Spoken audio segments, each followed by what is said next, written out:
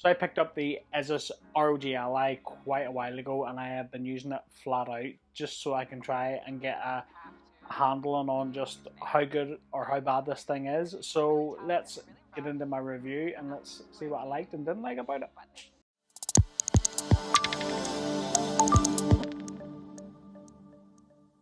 What's up guys, welcome back to Michael's Tech Talk. So this is the Asus ROG Ally, or the ROG. I'm going to call it the ROG because I just don't like saying ROG. You know yourself. So this is Asus's handheld gaming PC, and this is exactly what this is, guys. This is a PC which is for your hand, and it is quite powerful, and it can play a lot of different games very, very well. So yeah, let's get into it. And from my experience, this is the closest competitor to the Steam Deck. So like the Steam Deck, this comes in two versions. So this comes with the AMD Ryzen Z1 Extreme 4nm chip. And yeah, it's a bit beastie. It's yeah, definitely a bit beastie. So for me, Asus made this all white so that it's pretty distinguishable, and I'm not mad at it, to be honest. I think it looks well in white, and I'm not really one for white stuff, but if this had an option in black, I'm not really sure I would go for it, to be honest. It's pretty funky. I do like it. Controller layout is very similar to the Xbox controller, so you've got the buttons are lettered similar to the Xbox controller and that kind of thing. So you've got your trigger buttons, you've got your joysticks and stuff, which is RGB, which is pretty funky, which is customizable. You can turn them off and all that sort of stuff. It's pretty cool. And as I mentioned before, there is going to be two versions of this at two different price points, similar to the Steam Deck. So you can get a lower spec version of the Steam Deck and then a higher spec version. Asus have done the same thing here. Let's do a quick spec overview. As I mentioned, this comes with the 4nm AMD Ryzen Z1 Extreme chip, and it's a really good processor. I can't fault it whatsoever. It's punchy and it does exactly what it needs to do. It does come standard with 16 gig of RAM and 512 gig SSD.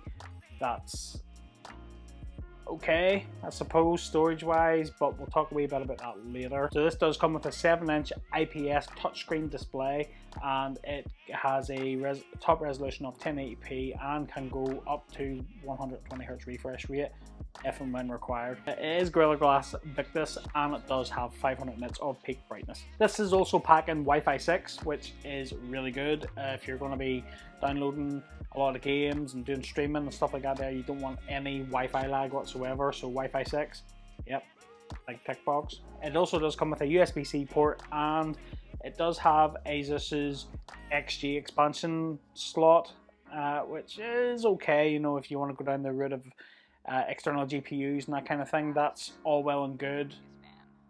Personally, I would have liked maybe Thunderbolt 4, a couple of extra USB-Cs, but I get it. I get why they've done it.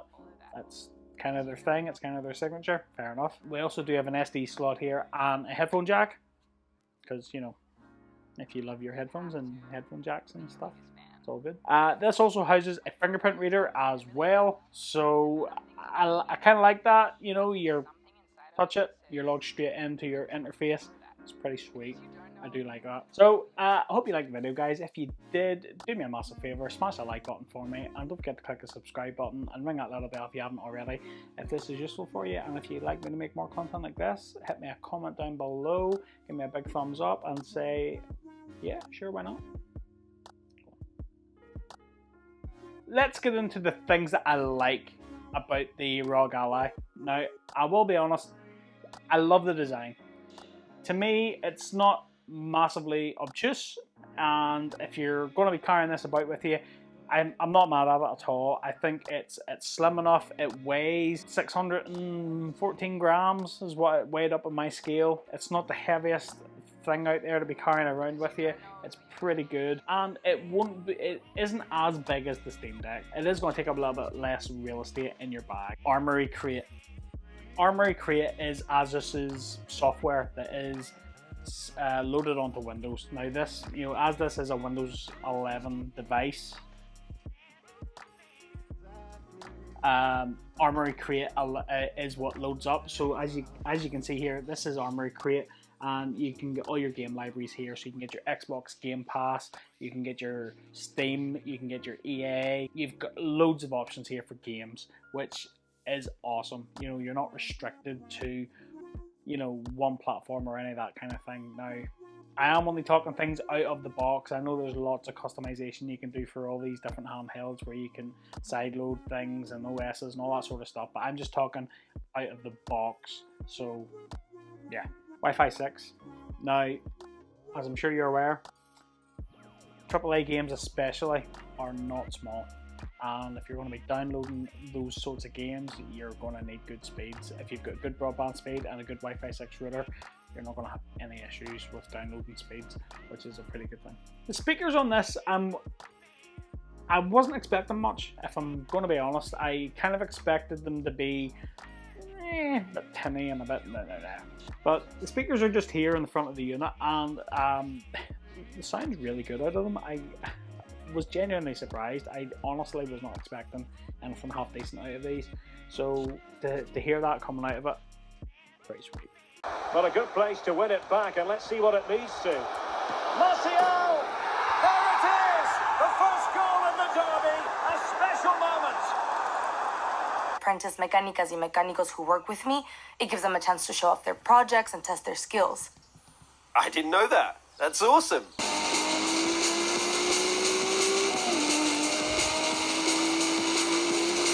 The display. Now, the display is 1080p resolution and can go up to a variable refresh rate of 120 Hz if and when required. Even though, let's be honest, there's a lot of games out there you'll never really get the benefit of 120 Hz, and some games won't even run over 60. So yeah, but in terms of the display itself, the touchscreen's good, the colouring, and yeah, no complaints with the display whatsoever. Now, this is going to be a subjective thing, but for me, my experience, I found the ROG very comfortable to hold. For me, I did find it grippy, and I didn't have many issues with holding this and not being comfortable. So when I was playing games with this, I did find myself, you know, literally riding out the battery till it died, because it was just decent to hold. So I was playing the likes of Forza, playing a bit of FIFA, that kind of thing. It was really comfortable, and the buttons were great. And I did see a lot of reports out there, people saying that the buttons were sticky when they first got it and all that kind of thing. I've had no issues with my buttons whatsoever. The buttons have been great. So yeah, and I've really put it through its paces, so I can't fault that at all. SD card slot for expansion. I am going to put this down as a thing that I do like, because I have the option to do that. However, I am aware there is a lot of reports out there with SD cards getting banjaxed basically by this thing, and I do know Asus are working on a fix for that. But while I haven't been using any SD cards, I like the option. I like having the option to expand that way. So it's not so bad. It's good to have it. It's the sort of thing I would rather have it, not need it, than need it, not have it. Another thing I like about this is you can upgrade the SSD in this. Now, this does carry one of the NVMe micro SSDs. It's a 512 gig, and let's be honest, it is running Windows.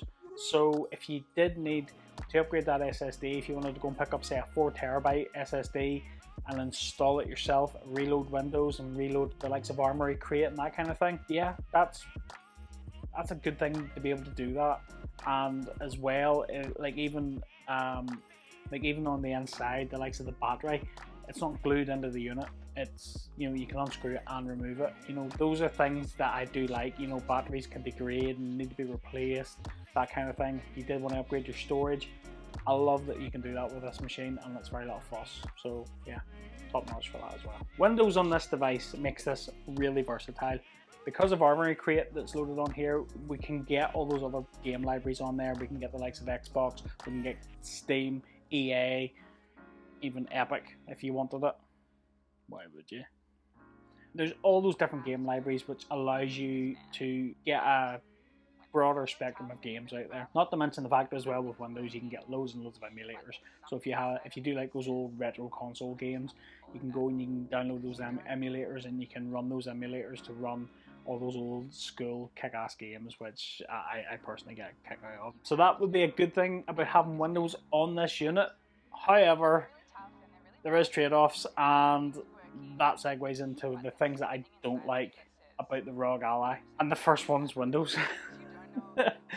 Now I know what you're thinking. You're thinking, Micah, you're just picking up Windows, and now you're saying you don't like Windows. It's Windows 11, man. It's just Windows 11 is just too buggy on this yoke. It's frustrating. You know, to the degree there, the hardware in this unit is so good. Windows is like holding it back. It's like unleash the beast. And you know, I get it. I mean, Asus have done the hardware and worked in Armory Crate, you know, all that sort of thing, which is great, fantastic. But Windows for me is a bit of a pain on this. Like, I downloaded Forza Horizon 5, downloaded it, installed it, no problem. Open it up, try to run it, and it takes ages to load a game. You know, if you're trying to load those games, it'll just sit there and it'll tick, and then sometimes it didn't even load at all. It would just crash and crap out, and just Windows, just Windows. That's not to say once the game's loaded, it runs perfectly. It runs well. I played Forza Horizon on it for absolute ages, and no issues, no bugs, no nothing. It worked and it played, no problem. Just getting it there is the challenge. The next thing I don't like, I'll touch on it briefly in the specs.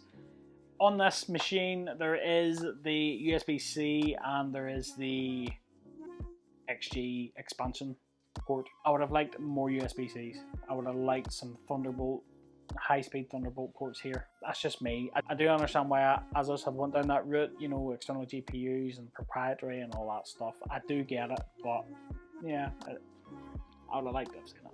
The next thing I don't like, this thing, once you take this out of the box, you need to have the patience of a saint. True story. When I unboxed this, it was hours, and I mean easily about 3 hours before I could use this. The sheer amount of updates to go into this machine, between Windows updates, Armory Crate software updates, BIOS updates, blah blah blah blah blah. You need the patience of a saint because it's updates galore. When I first took this out of the box, 3 BIOS updates. 3. That's mental. That is mental. So yeah, that is the one thing. But again, that comes with Windows, unfortunately. You know, Asus are doing the hardware, Windows is doing the OS. It's one of those things, unfortunately. And literally, like, if I set this down for a couple of days and go and pick it up, turn it on, try to open an app, update. Joys of Windows, unfortunately. The next thing I don't like, battery life. The battery life on this. Now, this is always going to be dependent on what you're playing. But if you are going to be playing a AAA game, something big and beefy, you are going to need to run it on turbo mode because, let's be honest, if you downgrade the power settings on it, that's just no way to live. What's the point? You feel me? That's just the way of it, unfortunately. If you have to turn down the power settings to play a game, you're not going to get those proper frame rates, and then the experience is going to be bad. So you need to stay by a charger, because once you have this thing jacked up in turbo mode and you're playing a AAA game, you've got about an hour. That's it. Battery life's pretty pants, so which could be a pain if you're traveling, you know. And I have seen issues if you're going on a long flight. You know, you're going to have to maybe look at portable chargers and that kind of thing, and that then leads into my last thing that I don't like, charging issues. Now, I do have, being a bit of a techie, I have multiple charging bricks all over the place and different wattages and all that sort of jazz. I do have many 65 watt chargers. They would not work with this. I had to use the proprietary one that came in the box. Fair enough, no problem with it. I had chargers all over the house and I thought, oh, here, I'll just plug this in here. No dice. Did not work. That's a thing as well, especially if you're going to be looking at like a portable battery bank to take with you. You need to be checking that it's going to be able to work with it, because the last thing you want to do is go and buy a portable battery bank and not be able to work. So that was a bit frustrating. So on to my conclusion then. What do I think of the ROG Ally? Is it worth buying? Is it a good machine? I have a real clash of opinion here, because on one hand this thing is great, you know, when it's playing games and it's running, you know, it doesn't overly get warm, you know, the way it dissipates heat works very well, the audio's good, the display's good, and when the games are playing, no issues. It's great. It's all the other things in between that are a killer for me, which all point back to Windows. Windows 11 on this is just so buggy. I feel that it holds back some really, really good hardware from reaching its top potential. It's okay for the likes of me. I'm a tinkerer. I like to mess about with things and download things and install things and blah blah blah. That's okay. You need to have the patience of a saint, and if you're just an average gamer and you're picking one of these up, it could get a bit tiresome after a while, you know, with the constant updates and constant issues and, you know, that kind of thing. That's not to say this device won't get better with updates, because I do firmly believe it will. The more issues that are being encountered, the more Asus are rolling out fixes, you know, for this unit. And I'll be honest, I was one of the ones that watched the real early releases, and, you know, people were saying, oh, we had issues with this, that and the other, blah blah blah. Now, I will be honest, when I did get my unit, I downloaded all the updates first before I used it, and when I did, I had no issues with overheating, I had no issues with SD cards, I had no issues with all that sort of stuff. So they seem to be pretty on the ball when it comes to fixing things. What I do like about this is putting this up against the Steam Deck. Yes, on paper, and yes, in many other ways, this is going to be more powerful than the Steam Deck.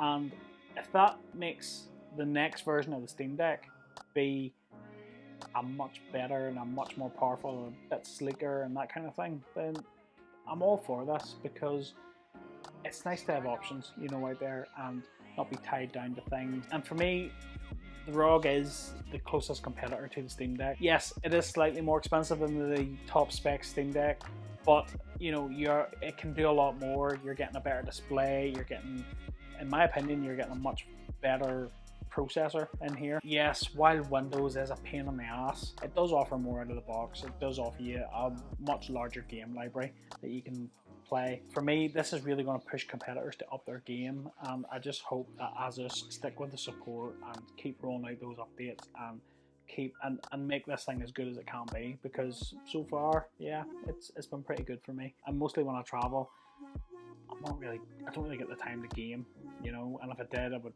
you know, just maybe pop up a bit of Call of Duty on my iPad or something. But it's definitely a good option out there. And as well, it is a full-fledged PC. If you did need to plug a dock in, use a monitor, keyboard, whatever, blah blah blah, it can function as that as well. Personally, I wouldn't, but you can do it. To wrap up, this, in my honest opinion, is the machine that could really push handheld gaming to the next level, because if this has been as good as it has been for a first-gen product, imagine what the other manufacturers are going to do. Well, imagine what Steam's going to do. Imagine what, you know, all those other makers of these portables are going to do. It's exciting times. That about wraps it up for this video, guys. I hope you liked it. If you did, smash that like button for me, and don't forget to click that subscribe button and ring that little bell to be notified of new videos just like this one.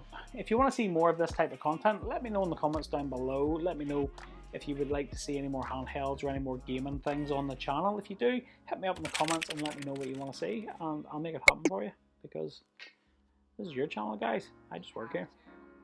And if you want to see more down-to-earth tech review and accessory videos, guys, you know where to come. And until the next one, I'll catch you later.